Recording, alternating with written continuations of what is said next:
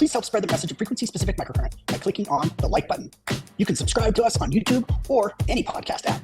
If you have any questions, please leave them in the comments. You can find the podcast transcription at frequencyspecific.com, as well as more information about frequency-specific microcurrent. Hello, everybody. We have a very special guest on again. This is Peter Twist. I was going to give him a great big introduction and then have him jump on and surprise everybody, but here he is. Happy New Year, everyone. Welcome back. This is our first episode of the new year. I'm so excited to welcome everybody with one of my favorite humans on the planet. This is Coach Peter Twist.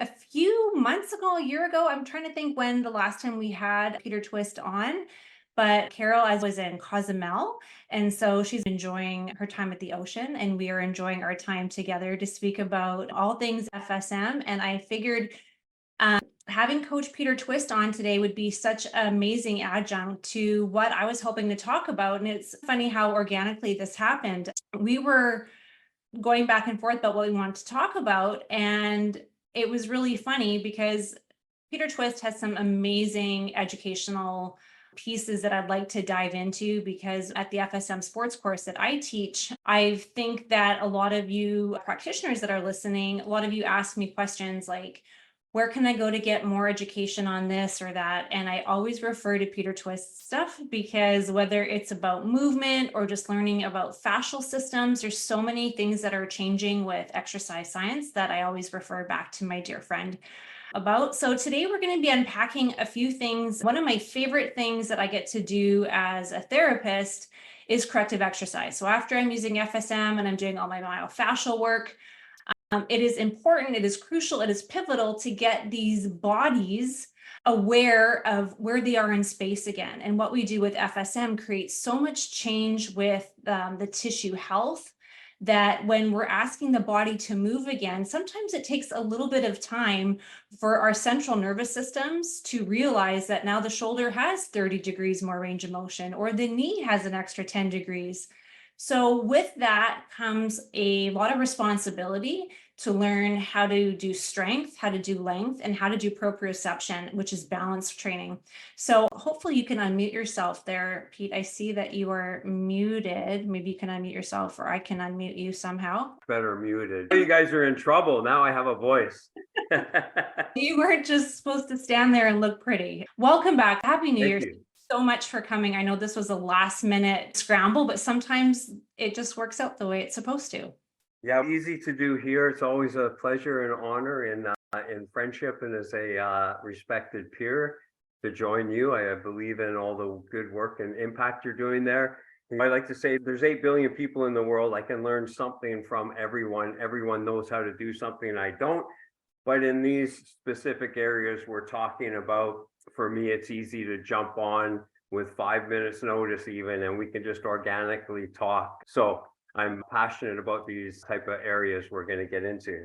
Yeah, thank you again. So everybody, those of you have obviously seen our podcast a ton. When I have guests on, I like to typically talk about one area. And so we had Dr. Charlie Weingroff on a little while ago, and we were talking about ankles, but that ankle sprains and strains, we're talking about that more in athletic population. So getting a player who is injured back on the field as fast as possible. We're going to make a bit of a pivot, and we're going to try to focus some of our examples on knee work, and not so much I've talked a ton about ACLs and MCLs and those types of sprains and strains.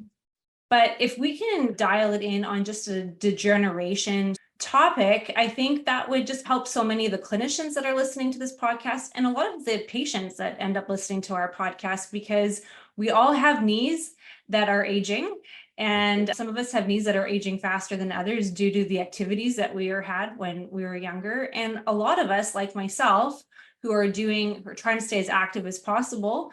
Now that I live in California, I'm trying to be outside as much as possible. A girl that grew up in Winnipeg that was stuck inside most of her life. I'm making up for lost time. Absolutely.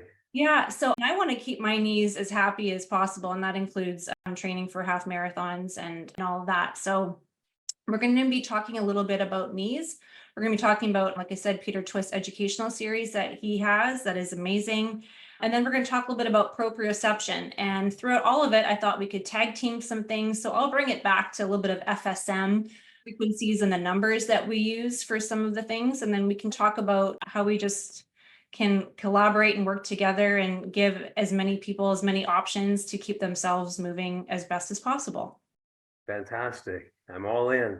Great. So a little housekeeping, everybody, you can still use the Q&A in the chat if you have any questions. Some of the questions that I think already came in, I might just put them, hold on to them, or you could send this question, like I said, to Carol for next time, because we're going to stay within kind of our scopes and keep it dialed into what we know best. So those Q&As that are coming in that already look like they're going to be good for Dr. McMakin to answer, just throw them in an email and I'll make sure that we talk about them when she's back on with us live. Okay, so there's the housekeeping for today. So let's just talk a little bit about what you're doing as far as your material, your courses, and then we'll go back and forth with that a little bit. Yeah, I'll sure narrow the focus here, but my life's work and research and compiling it into education and digital courses, certifications. That education series, the staple has always been athletic performance. And gosh, it was over 20 years ago now that timing had it and seeing training different. I was honored to introduce and launch the world's very first functional training certifications. There were 3 of them, one on athletic strength, one on integrated balance training, and one on movement skills. And that really helped change how the fitness industry and athletes in sport train today. And so the sport performance continues, but some more recent passions, really, I look at both ends of the spectrum, young kids, aging adults. And those are 2 great opportunities that we can do things better. Straight up, I believe about 99% of all aging research is fundamentally flawed and invalid and teaches us low expectations. Life does happen. We may get off track ourselves. We also all will face chapters of setbacks with injuries and illness and other things. But the body and brain remain magnificently adaptable and receptive to smart stimulus to improve. We can take an 80-year-old who's never exercised before and fundamentally improve them in all ways. And so the opportunity to live more fully and a higher quality of life, move through pain and have full function is there for us, which is exciting. So my main education series are professionals, physical therapists, trainers, coaches, teachers, health practitioners, medical experts, as well as what I like to say, keen, smart, educated accountants and lawyers from other industries that love to learn and geek out on that and want their family to have a high quality life. They're a lot of our students too, and they're doing really well. And so one pathway focuses on courses on functional brain plus body training.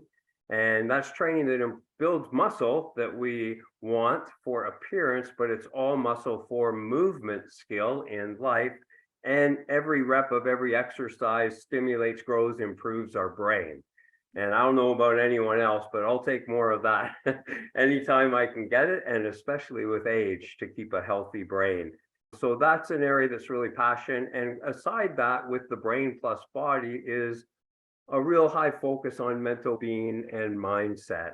And I'm actually launching on Monday I'm writing a new course and certification, Kim, on mental well-being, so that graduates can study that for themselves, but become a mental well-being specialist. Wait, hold on. There's more than pharmacology and sit-down therapy that is very important and valuable to people at different times, but there's 100 other things that we can do for our mental well-being. And so we're defining a new specialist who will be in those areas that add on to the other good work that's being done by counselors, therapists, psychiatrists. And those are all our healthy inputs that we can guide folks through. But what I'm doing on Monday, and then I'll leave this with you, I've designed a 12-week mental fitness program that's periodized like we would do a rehabilitation program or a physical exercise fitness program for the body. This is all for mindset and mental being. And we know mindset affects everything. I don't think we can have optimal mental wellness if our brain isn't healthy and our mindset isn't improved. Healthy brain, better mindset, we got a lot better chance at being mentally well. It's a 3-pillar approach. And just like a workout program, people sign up for 12 weeks. They come in on a Sunday. They have a couple hours of learning, and I greet them by video on their own time. It's automated. And then they spend a week. I send them out with learn by doing practices where they implement mindset strategies and observe, how does that make them feel? How does that affect others when they show up in that way? And what are the results of every single situation that they're in? And catch the benefit of that. And 1 week layers after the next. You can hear that's my current passion, because we need to nourish our mental fitness. I need that for life, just like I need to keep exercising my body. And so I believe, look at the world, all 8 billion people can benefit from this. Doesn't matter our different beliefs, our different religions, our different cultures. Pretty much everyone desires health and happiness, a happy, high quality life. And so this goes right to the heart of that. Okay, you gave me a lot to unpack in those first lines here. I'm drinking yerba mate with ashwagandha and licorice roots. So, it's giving me some extra fuel. I love all of that. So I do want to talk a little bit about mindset. We talk about that a lot actually with our podcasts, because we have a lot of patients that come in. I'll just talk about a purely rehabilitative standpoint, who are terrified to move. Because historically for them, pain and movement were synonymous. And so as good of a therapist as I am, if that patient is not excited and doesn't feel safe about movement, that quality of movement is never going to be there. It's going to be guarded. It's going to be splinting. Primary movers are going to be shutting down because there's no way their brain is on board with the fact that this movement is going to be a good thing. So sometimes when we talk about patient progression, and I'm not talking about professional athletes here, I'm talking about anybody that's coming in from an injury and is learning to move through an injury, we have to get them excited about movement. But before we get them excited about movement, they have to feel safe. So the word safety is always the foundation of what I do with movement. They have to feel safe coming into the treatment room with me. They have to feel safe starting to move their bodies. And when that safe foundation is there, then they can start to experience the joy and the happiness and the confidence with movement. And I think from being in this industry 24, 25 years now, I've seen progressions moving way too fast. And I think going back to what we did with you way back, so that's why I love, and we'll circle the story. You'll hear the word proprioception and balance work a ton in the next hour, everybody, because that proprioception feedback is the foundation. That is that subconscious work that's happening, that's giving that feedback to the brain of where the body is in space. So I think even before we can get the movement, that mental being, that mental part is such an important part to dial into. So it's an important adjunct for anybody. Like I said, you don't have to be a psychologist to understand that the patient's psychological well-being is more important than, in some cases, the physiological well-being of the patient. They have to feel good about what they're doing. They have to feel supported by you as the therapist. And so I think this training program that you have is amazing for a lot of us in this industry to learn a little bit more, and maybe just to bring the awareness back into that, because we learn a lot of this in college. A lot of us took psychology 30, 20, whatever years ago, but it is an important reminder that patient's psychological well-being throughout their progression is so important, because it's never linear. I had just written a Happy New Year email to all my clients, and I said, this is your reminder. Healing and performance enhancement are almost never linear. There's going to be peaks and valleys, ebbs and flows, and that's okay. So I think what you're doing is a big reminder to all of us to keep our patients who get frustrated, who get depressed, who get just demotivated with the work. They should always feel happy about moving. that we should try to, that should be our focus, right? I think you and I are always have been on the same page as a core value that we always want to have people moving. And it doesn't matter how that movement looks like, but just get them moving and enjoying movement. Yeah, no, absolutely. That's so well said, and what a great foundational statement. And it's fair to say, for myself included, as human beings navigating life, and life is awesome, but it's also very challenging. We can create this day, but we also absorb things that happen, and hopefully we're well tooled mentally to handle things graciously and positively. But suffice to say, life happens. So even without an injury or pain and feeling, say, fragile and guarded from that, we may be anxious and depressed and unmotivated and low energy from a variety of different reasons, unrelated to whether we exercise or not, or we're injured or in pain. So that box is always there, but then you exacerbate potentially that with a frustrating injury. We can't move as well as we used to. We can't then participate with our friends or family in activities we love that gave us positive energy and joy. The dominoes start to fall. With that, we know that movement, more so in for anything, but I'm thinking of disease as an illness where we're not physically injured to move. Movement is life. Movement is hope. If we can move, we have hope. And if we move, we can feel even a semblance of alive. So someone who's injured or in pain and feeling fragile and not only ready for so much, getting them moving successfully, that's hope and that's life. And we also know the language of movement is written in feel. So to be able to move successfully, to be able to move better, to gain a little bit of confidence that, hey, I can do that and not get re-injured or feel pain. I can move past pain. Part of the exercise rehabilitation part, integrating strength with balance, which then is instability, strength with instability, and movement skill, does two things. It focuses on quality of movement, and the instability, as well as the neural complexity of moving our whole body while doing strength, is very neurally complex. So that keeps us in a cognitive state.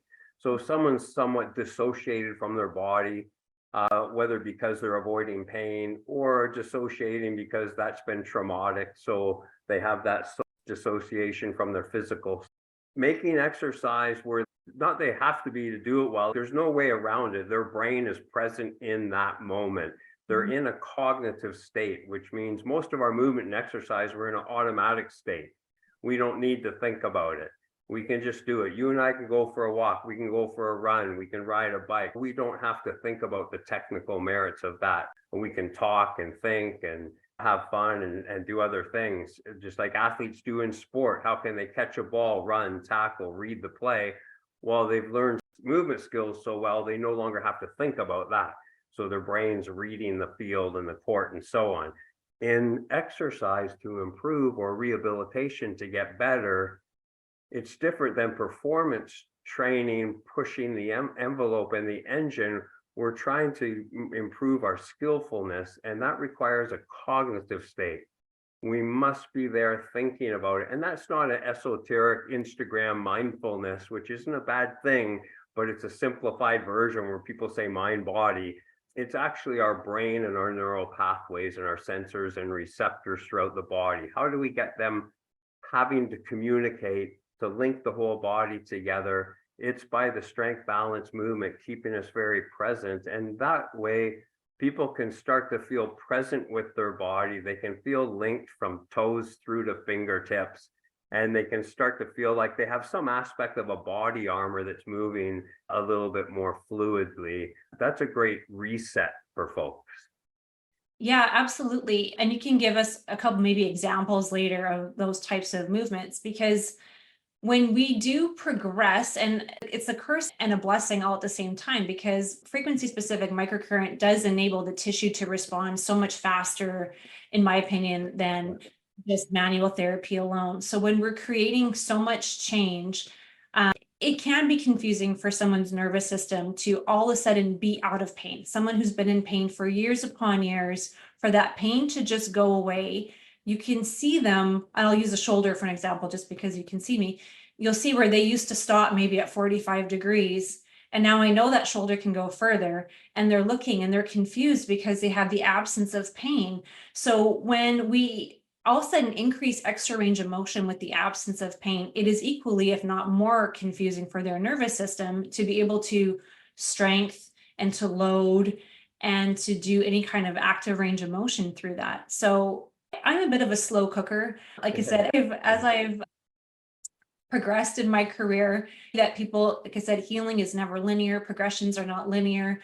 And so you have to be able, as a clinician, to adapt and to move at the patient's pace. Yeah. The textbook told you that was written 25 years ago. So I think that's an important component as well, to always respect an individual's. And of course, you want to challenge somebody and you want to keep them moving in the right direction but that's where that team approach, I think, is very helpful. You mentioned the word load. I like the slow cooker and adaptable, moving at the patient's pace. And yeah, I try and not do too much too soon, but also not hold them back, and know when to pull in the reins, know when to nudge them forward. Right. And we just need to know our patients. What do they respond to? And this is one sidebar, and I'll get back onto your load comment, but not to take any more time down this rabbit hole, let's call it. I had a health wrinkle to iron out with stage 4 cancer. It was head and neck, brain and face and chest stuff. So the narrow point of the story is I was in for a checkup seeing my head oncologist, and I thought I was having some difficulties. I was concerned, and we did some scans and scopes. And my oncologist said to me, "I think you just need to train harder." And because that was just a moment between us, and he was telling me, like, you're free to go out and do what builds you up, but he said it in a way that he knows his patient, and we could share a laugh and I would respond positively, where someone else would think he's crazy and be offended. And which patients do I nudge forward because they can and need to do more, and which ones do I pull the reins in because they'll do too much too soon? That's all in the individualizing the pace, but sometimes that's what they're emotionally, mentally ready, but sometimes they're not emotionally, mentally ready until they do it. And now I am emotionally, mentally ready. So it's a really fine art, knowing each individual. Yeah. But your load part, can we go there, please, on that? I really liked what you were saying there, and say, okay, let's one need that's common, maybe degeneratively, meniscus. So both my knees, I have a meniscus tear. I think it's off the anterior horn. Does that sound correct? And so what should be my symptoms from that? What are typical symptoms? So meniscus pain can be very confusing sometimes. So some Yeah. people feel pain going upstairs, downstairs. They'll feel pain after activity. Some people feel that pinchy feeling while they're doing activity. So it can be confusing. Yeah, I took something away from my sports medicine doctor. My knees have been my lifeblood. And at the age that I'm at and competing in like pretty much every North American sport, and then training professional athletes and doing pretty much every rep with them, my peers who walk that same path, they've had hip replacements and knee replacements like 20 years ago. And a lot of our athletes, no matter how bulletproof they are, they're pushing the edge in their sport so much, and it's such a battle. Some of them have, you've covered ACLs and so on when they're 25 and 30. But it was suggested to me, I'm obviously not going to ski and trail run and not squat and don't do any deep mobility. The point is, in this particular case, and hopefully this doesn't come across as a toxic positivity or anything, but to get to your load and what we do with patients and what's possible, and for people to understand what's possible for them, I have zero pain. And I have full range of motion. I walk, run trails, but I hike for hours. I ski down the double black peaks. I squat deep. I do full mobility. I walk, and there's zero pain.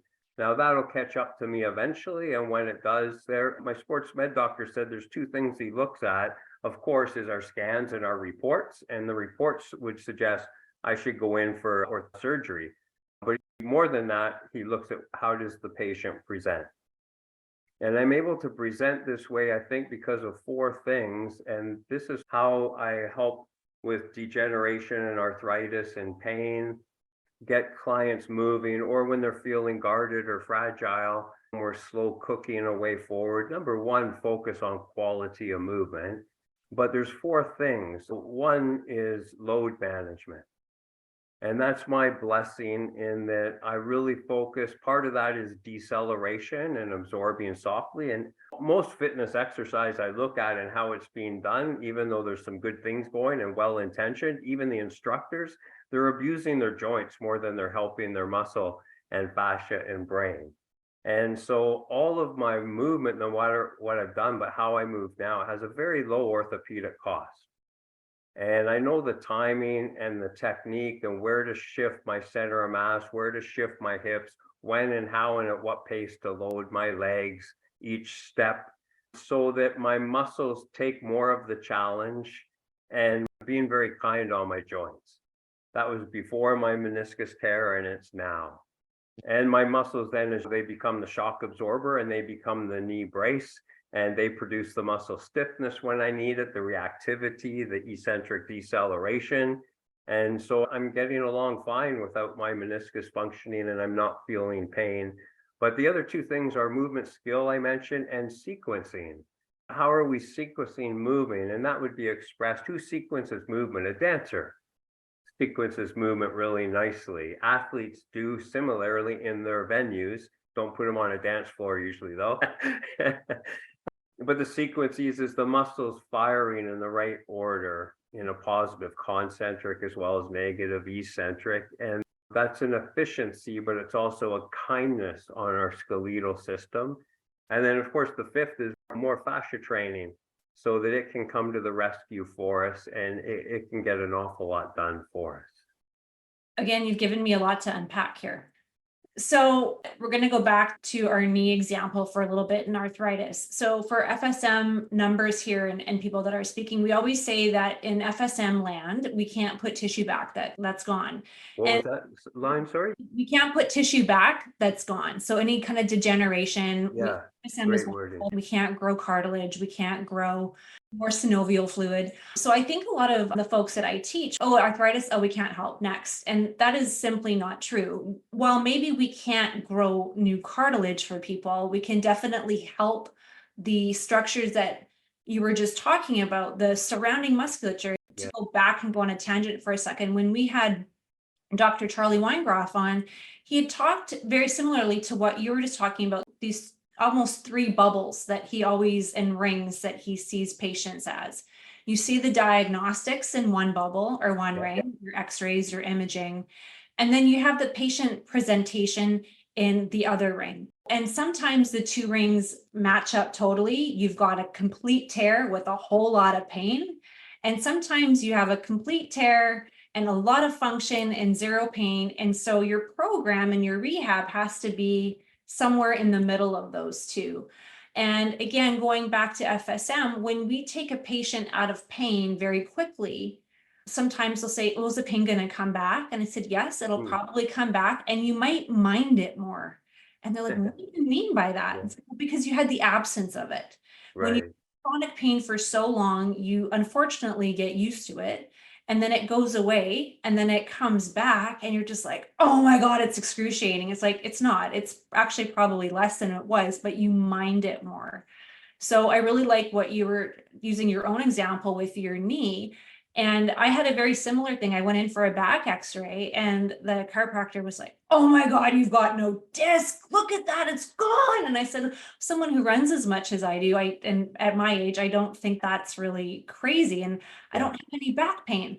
So that's great. And I almost wish I didn't see that x-ray. That's right. I went in for just a little bit of hip pain, to be honest. But anyways, so whether we're training or whether we're doing rehab, I think it's always really important to imagine those three bubbles, your diagnostics, your imaging, and then your patient's symptoms, and then trying to find that piece in the middle where you're staying functional, you're helping the patient, but working within the parameters of what you might be seeing. And whether that's degeneration with the meniscus or that's an anatomical long leg, there's certain things that we always just have to keep in mind that we're working with. I love all that, and quick interjection, and then I'll throw it over. In my experience recently with my knees, I did feel some pain in my left knee. And then I went in. One is, I believe we should always look inside, and with a major league sport level doctor who I respect and continue to very much, he thought the way I presented, there's no way that I had a meniscus tear.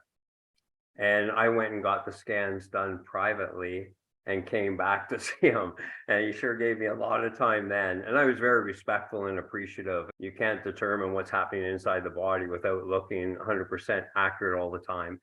But Yes. the key point is, I was starting to do less, squat less, limit my range of motion because I had a little bit of pain and what I thought the injury or damage was. And when I got the scans, even though it was worse, it was a complete tear, I understood what it was. And it was when I saw him, our words are so powerful. Now, he should tell me to do nothing if that's the best medical advice. That's what he should do. But when he looked at that and looked at how I was presenting otherwise, when he gave me the green light, I know how to load, I know how to move. I'm in a different situation than most of his patients. It's okay to do what I do. And if I'm pain free and can do that, he said, I should ramp up. Right. And, you know, when you don't have that and it becomes too painful, come and see me and we'll take care of it with surgery. But when I got that green light, plus then I started doing more. When we do less, it's not just the injury, it's doing less that affects us negatively. Yeah. We don't need to, right? And so when I started to safely and train smart, doing more in ways that made sense, and I had his green light, it was okay. The pain went away. Amazing. And the pain went away mainly from his words and my green light. It's so powerful. And again, I'm going to just throw backward. It was safe, right? You were given the green light. It felt safe to do that movement. Yes. Like I said, for me, especially in the last couple of years, it's been just very important to create a safe environment. My clinic room feels very safe. And I see little mini miracles all the time when somebody feels safe in their body and feels safe with me and feels vulnerable, but safe enough to be vulnerable and to go to those scary places and to have a positive experience. Again, I'm going to run back to the knee a little bit with FSM. And I think there's a question about a Baker's cyst that I feel like we could probably talk about really quickly here. Yes, for FSM, we can't put tissue back that's not there, but we can work with the surrounding structures to keep that person as movable as possible. So with arthritis, some people feel very defeated by that diagnosis, and they feel like arthritis is synonymous with immobility, which in fact, it's the opposite. We want to keep those joints moving as much as possible, creating enough synovium and synovial fluid that's there. You're right, we can't put tissue back that's not there. So in FSM world, we talk about 214 on our B channel, that's meniscus or labrum. And 124 on our A channel is torn and broken. So my first go-to for arthritic patients from an FSM standpoint is torn and broken on the meniscus, or torn and broken on the labrum, or torn and broken on the cartilage. So 124 on A, 214 on B, 157, you could even run 783, which is the periosteum. Yeah. So torn and broken is the first pattern that we want to address. And then increasing the vitality or increasing the secretions is my next follow-up. So 49 on A, 81 on A, to those other structures can be very helpful. So to our Baker's cyst question, a Baker's cyst, as far as I know, is typically caused in conjunction with a torn labrum or arthritis. So that would be my first go-to. And you could also run 40 on A, which is inflammation on the capsule, on the fascia, on all those structures. And even like the lymphedema protocol that we have is very helpful. And then I'll use that in conjunction with meth. So instead of using RICE, rest, ice, compression, elevation, we're transitioning to meth, movement, ice, traction, and heat. We can credit our fellow Canadians for a lot of research in this topic, as well as Australia and Sweden. I've been reading some pretty neat papers coming out of those countries on using heat. But going back to meth really quickly before I stop talking about it, using heat is very controversial. We always send using heat as vasodilation. We don't want to increase more fluid or inflammation to the area. That's why it's not just heat. That's why M, movement, is the first letter of that acronym, because after heat and after elevation, we want to move. We want to use our body's natural skeletal muscle pump to help vacate those macrophages that go to the area. So if we're using heat to the muscle belly, going back to the knee, for instance, if we're going to put heat application on the quad or hamstring, we're going to elevate the knee a little bit, and then we're going to do some movement after we apply heat to the muscle belly to help pull out from the joint. That's my little nugget on using some FSM in arthritis, because it can be very helpful. So don't shy away from that. So hopefully that answers that question there for the Baker's cyst. If you need more, you can just pop some more stuff in the chat there. I love that. And can I add a couple things for just the inflammation part? Please. And this is naturally adjunct to what you were just speaking to, but especially when the arthritis and inflammation. I'm just updating our resources on nutrition, food, supplements that have shown to lower our inflammation, our inflammatory state. And as we are able to move through some pain, that helps a lot. So that's one pillar that we make sure is present. It's not the main one to check, but patients do better with it. And by putting those sort of essential building blocks into our body that are more favorable in that state. And there's been recent research come out. We know there's so much science on the power of nature and exponentially the power of moving in nature, of our healthfulness and our mental well-being and so on, but specifically to diminishing inflammation. Interesting. Really interesting. So there's already a lot of other benefits, as well as being a fun playground or walking meditation or social, however you want to leverage it. But that's another pillar to not overlook. And I like to try and check all the boxes if it's proximal to my patients. And I get more excited about helping clients if they're helping themselves in ways that are beneficial as well. And you said slow cooker. I like to throw all these things in the crock pot and make sure everything's in their favor if it's easily at hand. And so nature is one to mention here. Great research that has come out recently, the last couple of years, on lowering inflammation by stepping into nature. Yeah, that research is going to be so interesting to read, because it's true.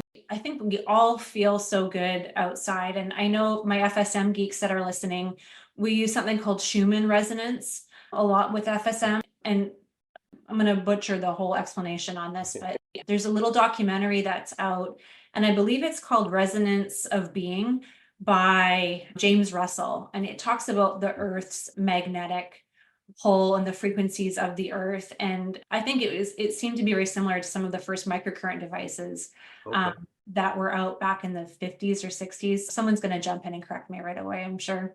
But the beginning of the documentary talks about, like, why do we feel so good when we're outside? And like everybody'd say, oh, it's just the sunshine, it's just the fresh air, but there's more to that. And the Earth has a resonance, and our bodies have a vibration and a resonance. And when those frequencies can combine, across the board, anybody will tell you, you just feel better after a day outside, whether you enjoy nature and the bugs and the weather and all that stuff. There's something to be said. So to actually see some research for the geeks out there that just don't believe it would be very interesting. But combining that with anti-inflammatory properties is very interesting.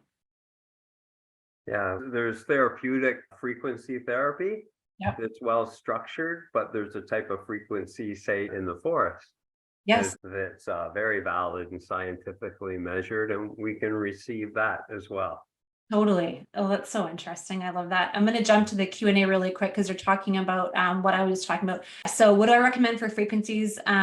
You could use the bursa setting, absolutely. So inflammation in the bursa, because that's what gets irritated with that extra pressure in the area. And I believe somebody else wrote something else. Yes, 40 in the synovium to reduce the excess production of fluid with the Baker's cyst. Exactly. Again, going back to frequencies just really quickly, it's like we have frequencies that will help with the pain and will help in the short term, but we have to remember why that Baker's cyst was there in the first place. So you could definitely use 40 and help the inflammation in that pocket that is inflamed, but things don't get inflamed from outer space. There's always a cause. And I think as clinicians, it is our job to figure out how did that get there? It's just like any sort of tightness or any sort of weakness that we see with somebody. Part of it is addressing the weakness and the tightness, but the other part is going one step further and thinking, how did it get like that in the first place? And then what are the ramifications of it being there?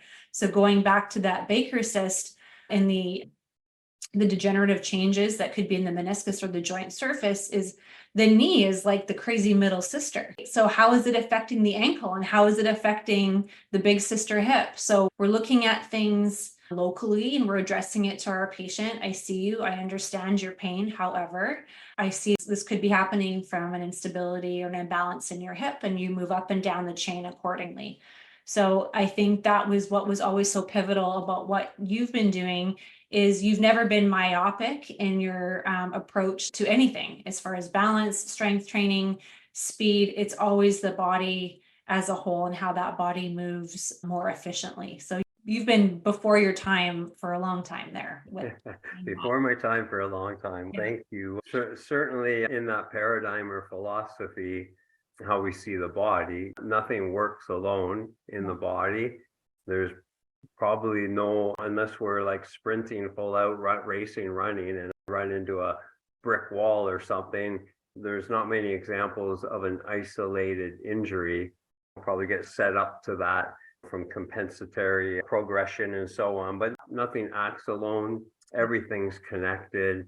And so and the body is linked from head to toe, but even our internal biological system and how the body, the tissues communicate with each other and so on. So if we can keep looking at the area of primary focus, but extending out to everything that's connected, and we ultimately end up training the human system. Yes. And you and I and your listeners may have different opportunities to work privately and so on with our patients and clients, and we can take them on like an athlete model. We call it long-term athlete development. Right. Our last thoroughbred that we graduated training all through his youth was in the NHL ice hockey, Connor Bedard, 18-year-old ripping up the NHL. But we had him, I think, for 9 years to develop him. So you can do a lot with that continuity, with consistency and logical progressions and so on, versus in our hospital system and our doctor medical care, healthcare system, we might get 12 minutes. What can be done in that type of case? So it's a great opportunity to be able to graduate people moving well when we were looking at the knee, but you're looking at the ankle and hip, and then you're really helping them navigate the whole body so that there's no knee pain or it rehabilitates successfully. So you're teaching them whole body movement, no matter what the injury, if you're putting them back into return to play and so on in life, where, you know, someone with knee pain and back pain and depression and 50 pounds of extra body mass who has cancer goes to the hospital even for the full attention of cancer treatments, graduates healthy with 50 pounds of extra body mass, back pain, knee pain, and depressed.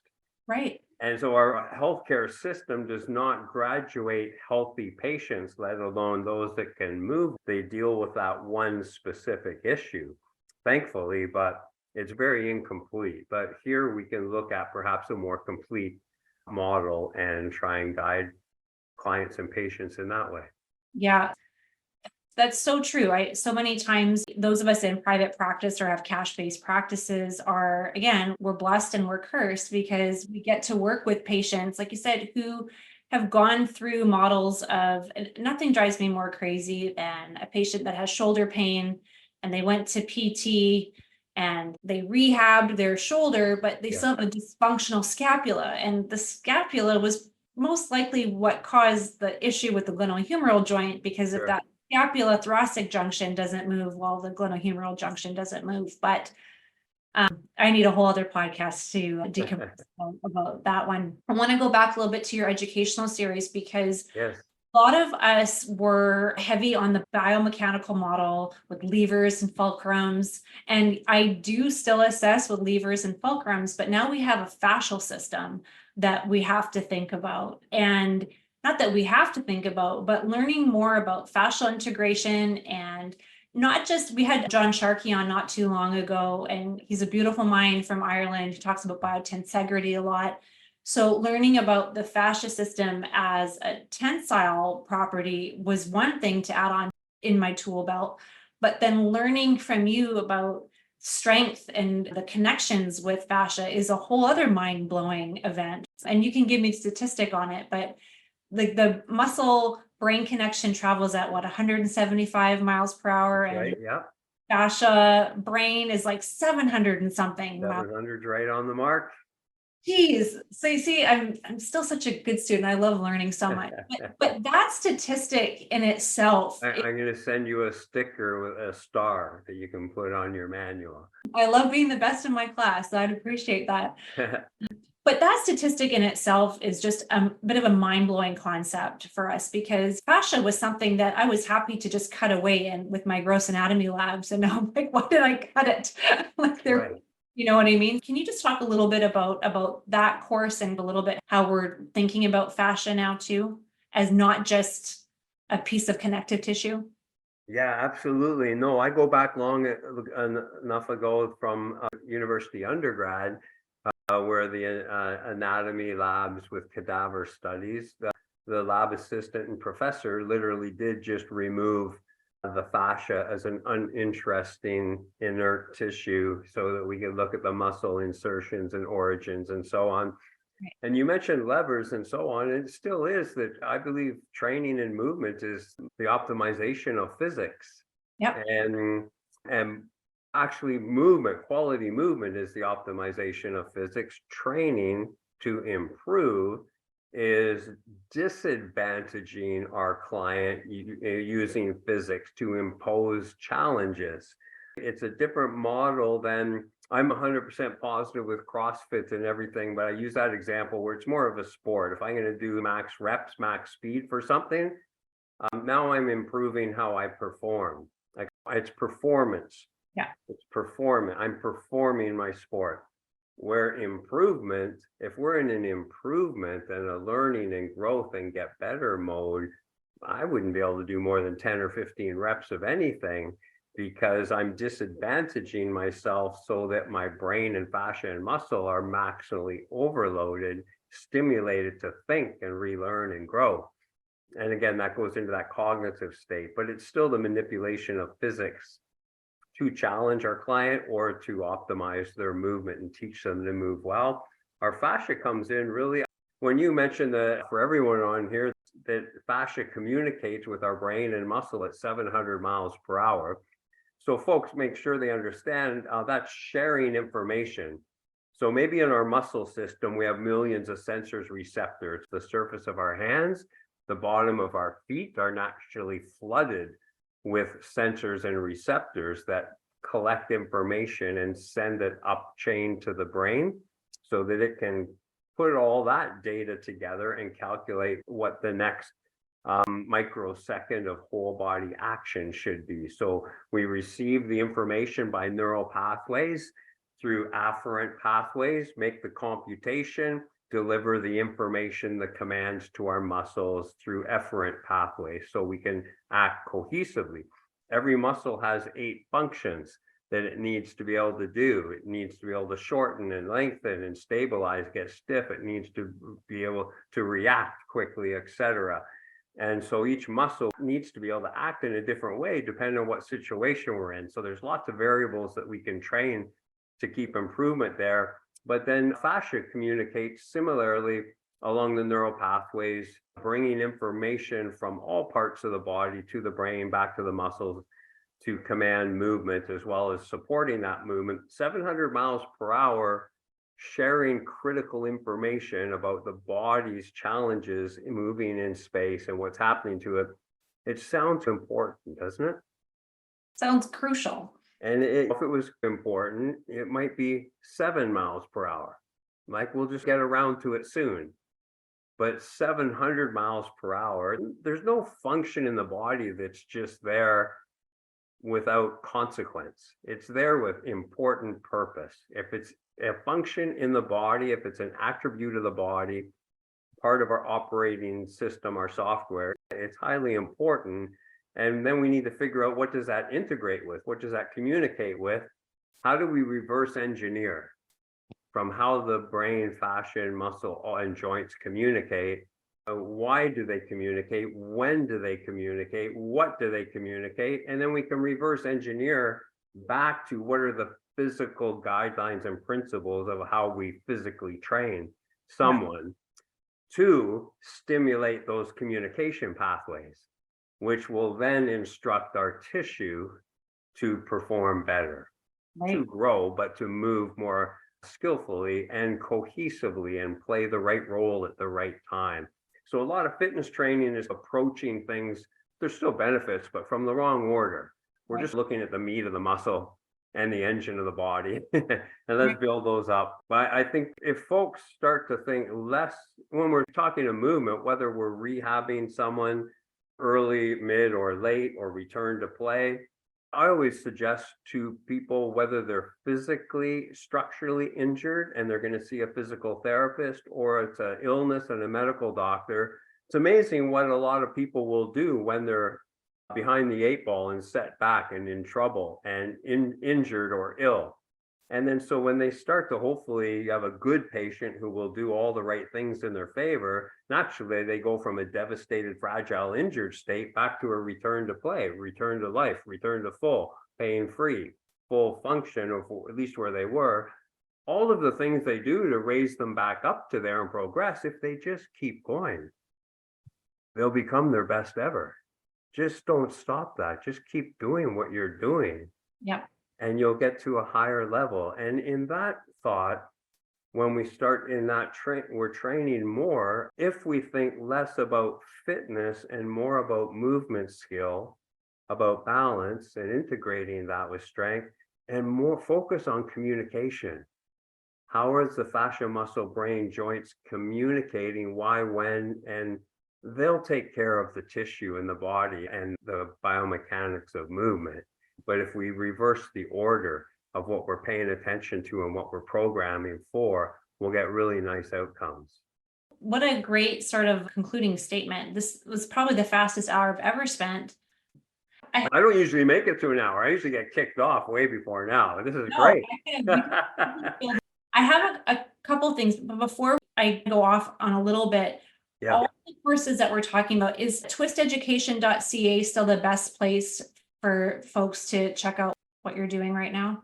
Yeah, we can give twisteducation.ca. There's lots of stuff on there. If you're really keen, if you want to get right to the heart of courses, just click on the certification page. It's Monday. I've got that mindset program opening. And another way to connect with me, if you want to keep it simple, on Instagram, Coach Peter Twist. It's 2024. You can feel free to just DM me. And I can send you a link to keep it simple of what someone asked me for. Your courses are so well done. So for anybody who's looking for continuing education for all this, it's just so well packaged. It's digestible. It's in good bite-sized pieces. So you can do a little bit or a lot depending on your schedule. Your content on Instagram is so inspirational as well. So definitely, it's wonderful. I've been trying to talk more about books. I'm an avid reader. I've got two here. I'm going to talk about this one next week, but this kind of is a good wrap up. It's called The Master of Change. He wrote The Practice of Groundedness, which I devoured in one day. Master of Change is phenomenal. I ask a lot of my patients to read this book as well. When we're talking, like I said, it's a good concluding statement. We're talking about mindset. We're talking about change. A lot of times, whether we're dealing with athletes or the aging population, I hear multiple times a day, I wish I could just move like I did back when, before my injury, when I was 20. And we're not there. We can't go back and live in the past. So to conclude what you were just saying, we have to be the best versions of ourselves today. Absolutely. So the Master of Change talks a lot about embracing change, how to deal with change. And we always talk about the term homeostasis, right? And so we'll say we just have to return back to homeostasis. And there's a different word that we try to talk about is allostasis. So you've got order, disorder, and instead of going back to order, which is what homeostasis is, order, disorder, and then we have reorder. So this is our new normal. And so I try to talk a lot about allostasis with patients. I'm like, yeah, it would sure be great to move like we did when we were 20, but man, I wouldn't want to be 20 for anything in the world anymore. I'm very happy where I'm at today.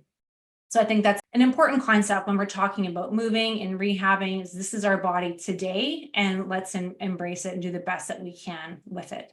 Absolutely. Great concluding statement and a great resource. Up that book. Thank you for sharing that. He has a wonderful Instagram as well, Brad Sturberg. I recommend him to everybody. It's a fantastic book. So thank you again so much. We're going to have you on again and again. Everybody check out the new courses. Like I said, the fascial lines training module was game-changing for me as a clinician, as a trainer, and just for rehab to just think about the body and movement as a whole, I think is phenomenal. And we do so much with fascia with FSM. So I think all your courses are such a good resource for us out there. So thank you for being you. Thank you so much. And super quick, I just want to encourage people from your comment. I agree with you. And what's the best movement we can do today? I've had cancer, a stroke, I got 2.5 muscles, paralysis. But if I wake up and I can breathe fresh air and I'm in a safe environment and I actually woke up today, I right away say thank you for this day. So more of a grateful spirit for where we are. But I truly believe that you, me, everyone listening, although physically I want to be able to move, I can move more skillfully. And I want to hopefully able to get to a point of being pain-free and enjoying that. If we all have that opportunity, yeah, no, physically, am I going to make the Olympic qualifier next and reach the podium? Probably not now, but we can still define how we define our best. Perhaps that's spiritually, mentally, the quality of our character we show up, our knowledge, our wisdom, how kind are we to people? We're more patient, less reactive, etc. There's so many ways that we can aggregate attributes and abilities to define definitely our highest self and our best self. Movement is only one part of that. And if I'm standing on the right side of the ground and can move around, I'll take that as a win and add in a lot of other ways that we might aim to rise up into our highest self yet. Yes. Oh, what a great New Year's opening podcast. This has been so inspirational, so great. Peter Twist, my fellow Canadian, thank you again so much for joining us today. Thank you. Thank you for all you do and your amazing culture there you have with your patients with safety and care and brilliance. So thank you. Thanks, Peter. Bye, everybody. We'll see you all. The Frequency Specific Microcurrent podcast has been produced by Frequency Specific Seminars for entertainment, educational, and information purposes only. The information and opinion provided in the podcast are not medical advice, do not create any type of doctor-patient relationship, and unless expressly stated, do not reflect the opinions of its affiliates, subsidiaries, or sponsors, or the hosts or any of the podcast guests or affiliated professional organizations. No person should act or refrain from acting on the basis of the content provided in any podcast without first seeking appropriate medical advice and counseling. No information provided in any podcast should be used as a substitute for personalized medical advice and counseling. FSS expressly disclaims any and all liability relating to any actions taken or not taken based on or any contents of this podcast.